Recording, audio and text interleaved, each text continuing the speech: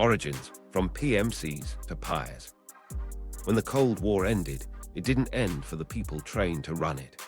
Thousands of case officers, analysts, SIGINT techs, and special operators watched the mission shrink, the postings dry up, and the pensions arrive too early.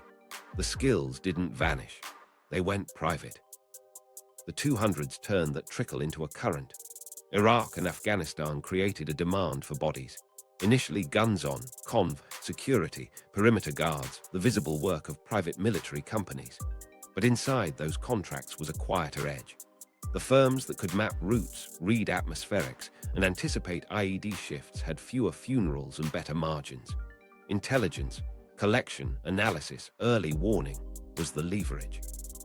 Security was deliverable. Insight was defensible. It started as risk consulting. A client needed a threat assessment for a pipeline project, a political read in a provincial capital, a vetting report for a local partner.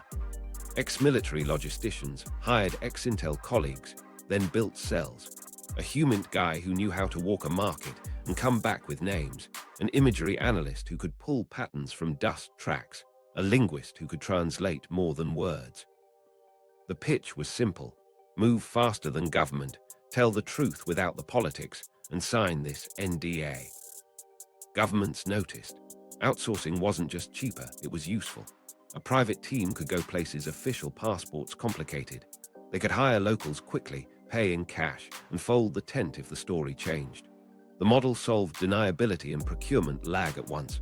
Task a third-party assessment, cite it in a memo, and keep the fingerprints off. In fragile states, where every meeting created binding expectations, a private badge kept options open. Compliance pressures pushed the pivot. After 9/11, counter-terror finance regimes hardened. Banks asked harder questions. OFAC lists grew. EU competent authorities started coordinating. Corporations suddenly needed to prove they knew where goods moved, who owned shell companies, and whether a supplier's supplier was a cousin of a minister now on a list. Private firms built compliance-facing intel units, open-source teams scraping registries, mapping beneficial ownership, flagging red flag typologies before regulators did. Advisory wasn't just about bullets anymore. It was about bank rails and insurance. As budgets shifted, the client list diversified. Hedge funds wanted election reads in emerging markets. Energy majors needed community dynamics around concessions. Tech platforms sought threat intelligence on disinformation and offline spillover. Oligarchs wanted dossiers on rivals. Governments, sometimes through law firms or consultancies, requested context around negotiations they couldn't be seen to touch. Conflicts of interest weren't an aberration, they were the operating environment. Ethical walls became sales collateral. Meanwhile, the web transformed Tradecraft. What once took a case officer weeks, developing a legend, penetrating a closed group, could start with a credible sock puppet, a few well-placed DMs, and a payment through a cutout. OSINT matured from a hobby into an industry. Satellite imagery got cheaper, commercial data brokers sold location pings and purchase histories, and breached datasets circulated in private markets. Agencies constrained by law couldn't buy certain data, private actors could. That asymmetry became product. But the speed created a gap between method and law. Data protection statutes didn't anticipate a contractor scraping half a province's Facebook pages and matching them to phone ad IDs. Export controls didn't cleanly fit a firm blending digital tools, human, and cross-border payments for sources. Private intel licensing, where it existed, targeted investigators serving subpoenas, not operators nudging armed groups toward de-escalation or escalation through controlled leaks. The gray zone wasn't a loophole, it was the core. Through it all, the line between public and private blurred. Retired ambassadors sat on advisory boards. Former regulators became client whisperers. Journalists became vectors, briefed, not bought, sometimes steered. Law firms offered white-glove conduits for sensitive tasks, wrapping field work in privilege. Insurance underwriters set risk ceilings that shaped operational tempo. Everyone had a piece, no one owned the whole. The moral calculus shifted too. In official service, you served a flag. even when you disagreed with a policy. In the private world, you served an outcome framed in a contract. Stability could mean neutralizing a violent spoiler or suppressing a community protest that threatened a client's timeline. A well-placed report could save lives by avoiding a clash, or it could raise the price of a ceasefire by amplifying fear. Profit wasn't the enemy, it was the incentive. That changed how decisions were made when seconds mattered. By the mid-2010s, the phrase private intelligence agency didn't sound like a movie trailer. It sounded like a calendar invite. Firms that started as guards now ran fusion cells. Analysts who cut their teeth on white papers now sat on calls with traders and envoys. And when sanctions and export controls turned into weapons of statecraft, private outfits became interpreters and navigators, helping clients avoid traps, or sometimes lay them. That's how we get back to the convoy at dusk. Not soldiers, not spies. Something in between, built by markets, licensed by need, moving in spaces law hasn't fully named. The business model, how private spies make money. Here's where the romance dies and the invoices matter. Private intelligence runs on retainers. A monthly fee buys a standing team, one lead, 2 analysts, local fixers on call, and a legal review window. The pitch is predictability, updates every Monday, alerts within an hour when thresholds trip. Clients love the cadence. They can budget for it. The firm can staff to it. Then there's event-driven work. A merger looming in a volatile state, a labor action spreading online, an election that could flip procurement rules. That's a scoped project with milestones and success fees. Yes, success fees. The contract won't say, change the outcome. It'll say, reduce volatility risk or secure visibility with decision makers. If a regulatory hurdle disappears after a dossier circulates, the bonus lands. If a ceasefire holds long enough for a shipment to clear a port, the wire hits. Everyone calls it performance. Revenue splits across lanes. Due diligence, anodyne on paper, keeps lights on. It's not just checking sanctions lists. It's mapping beneficial ownership through shell ladders across 3 jurisdictions and asking whether the cousin on the cap table sits in a ministry tomorrow. Threat intelligence is the adrenaline stream. Trend lines on protest chatter, militia movements, criminal spillover with heat maps and confidence scores. Human sourcing pays best per hour because risk lives in rooms and street corners, and insurance premiums tell you what that time is worth. Digital forensics sits in the middle. Wallet clustering to understand who funds a network, scraping corporate registries for alias matches, pivoting from a leaked email domain to a procurement scam. None of it looks like a spy movie. All of it moves money. Clients come with their own gravitational pull. Corporations request comfort before board votes. Can we rely on this partner? What's the quiet tax we'll pay? Hedge funds want edge. A read on turnout in 3 swing districts, a likelihood that customs will slow a commodity for a month, a probability range on a central bank governor surviving a scandal. Energy majors ask for social license, monitoring around a concession. Who are the real community leaders? Who talks to whom? And what happens if we hire the wrong security subcontractor? Tech platforms pay to spot threats before they trend, coordinated inauthentic behavior online that turns into real-world harm. Governments show up without calling themselves governments. A ministry engages a law firm. The law firm hires the intel shop for background on a rival's supply chain. The invoices say context memo. The meetings feel like policy. Conflicts are constant. A firm might serve a multinational, and through a different office and entity, a sovereign wealth fund with opposing aims. Ethical walls become product features. Separate teams, separate servers, a partner who signs the attestations. It's theater, but it's also survival. One leak collapses a book of business. Sanctions and export controls turned into their own vertical. As regimes on Russia, Iran, and proliferators thickened, clients needed interpreters. What exactly counts as facilitation? When does a vendor's vendor trigger 50% rules? Can we pay a maintenance fee to a foreign patent office if its central bank sits on a list? Private firms package answers as sanctions advisory, and they sell it on both sides of a trade. One team constructs a red flag typology for a bank's crypto controls. Jurisdictional risk, settlement hubs that bypass dollar clearing, sudden currency toggles. Another, at arm's length, tells a commodity house how to reroute freight without tripping automated pattern matching. Everyone insists they're on the right side of the law. Regulators insist they're watching. The friction is billable. Payment structure behavior. Retainers reward vigilance. Teams build thresholds and tripwires to justify them. Success fees reward intervention. Suddenly, a pressure memo looks less like analysis and more like action. There's bounty work too, even if nobody calls it that. Find the link pays per link when a corrupt procurement chain surfaces. Find the leak pays per leak when stolen IP appears in a competitor's code. The firm claims it only uses lawful means.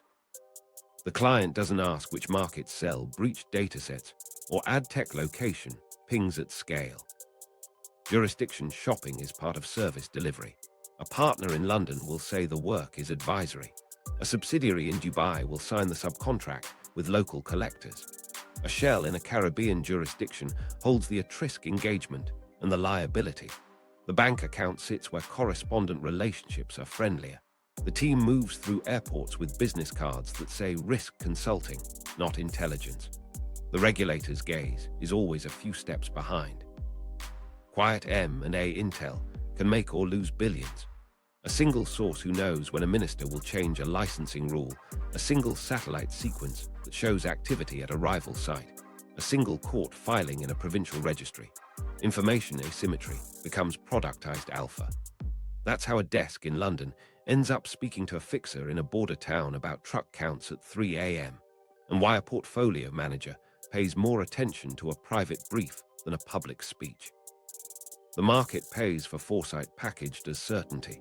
The firms sell speed packaged as legality. Underneath the language, the thing being monetized is influence over probability. Shift the odds and you justify the fee. Shift them quietly and you get hired again. Digital Tradecraft, OSINT to dark ops. The job starts with what anyone can see, then squeezes it until it reveals what it shouldn't. OSINT isn't a hobby anymore, it's a factory floor. A junior analyst sets thresholds on a scraping rig, local language keywords for road closed, generator failure, new checkpoint, plus slang the dictionaries miss. Geotag filters narrow to a corridor around a pipeline spur. Commercial satellites pass at predictable times. Someone buys a week's tasking and pairs it with radar to see through clouds. A heat plume shifts. A convoy count dips. A model flags a probability that the valve that failed didn't. At the same time, a sock puppet starts breathing. It has 5 months of harmless posts, follows a football club, complains about the price of bread. It joins a closed group where drivers swap route tips and brag about beating delays. No lies yet, just listening. The puppet's cousin, another persona, messages an admin about a blocked road near the sugar depot. The admin shares a voice note from a friend. The waveform says the friend is the same person who posted 3 nights ago under a different name. Now the team knows which voice to follow. Social engineering isn't a smash and grab, it's a nudge. A cutout asks a clerk at a utility office for a PDF of maintenance schedules, pretending to be a vendor calibrating parts. The file isn't sensitive by law, but it carries timestamps that line up with unannounced outages. Another cutout calls a warehouse and requests a new delivery window, citing a made-up directive. If the dispatcher says, "We can't, the soldiers are moving," that's data you can't scrape. Malware isn't the word the team uses. Grey tools do most of the work.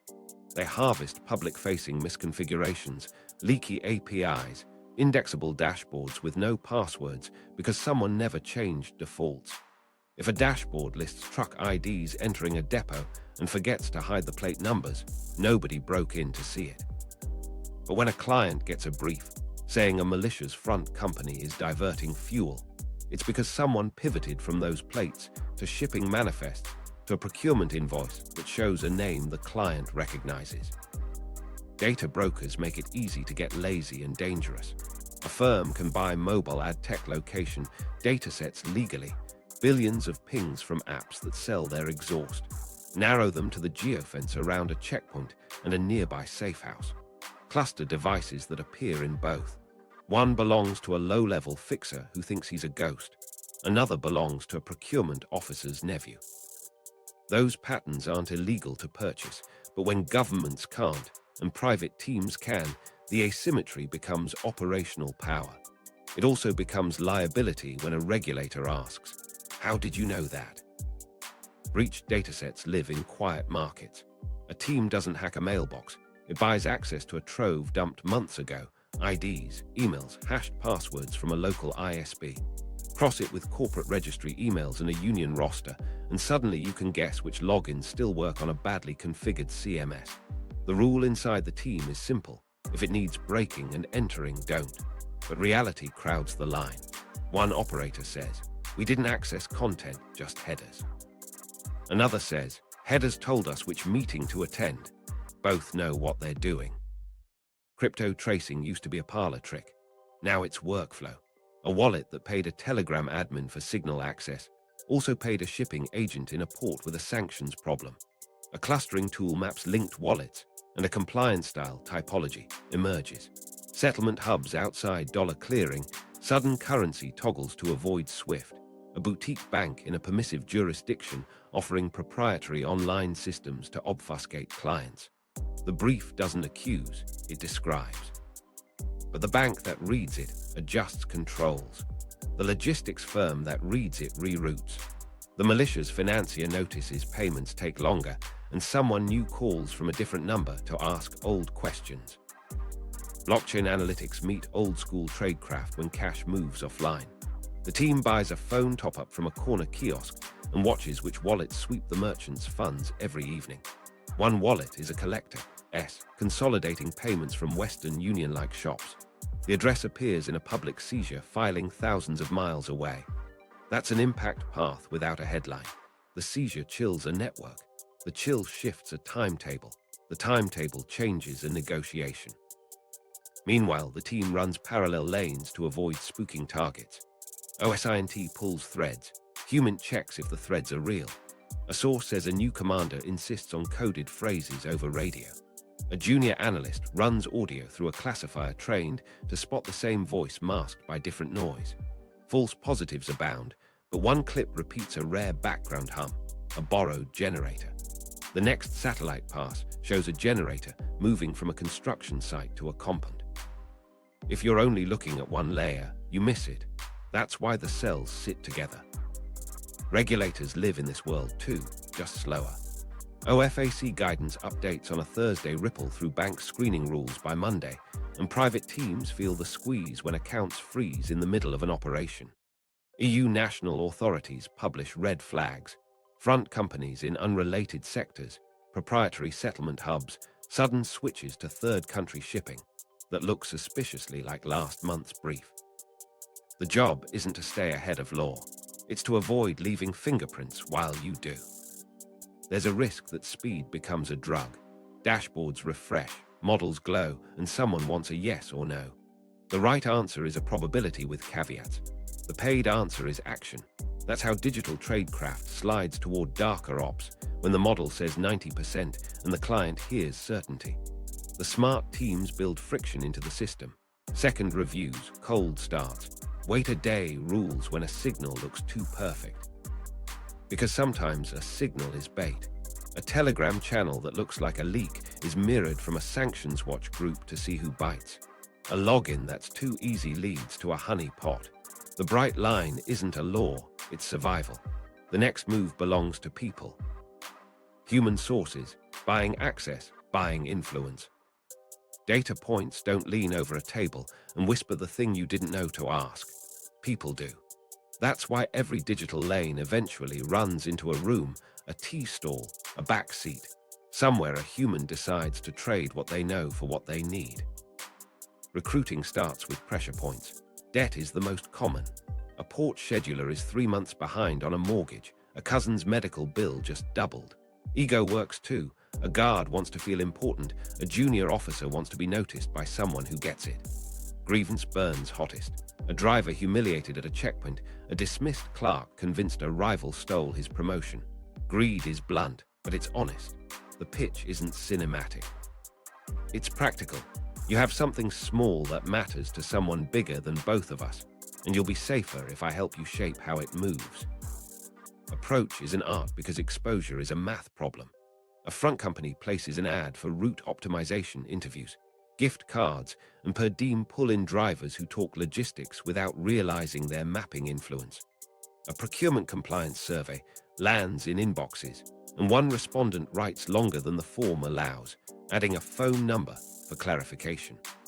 False flags appear where politics demands distance. A fixer introduces a foundation researcher to a neighborhood leader.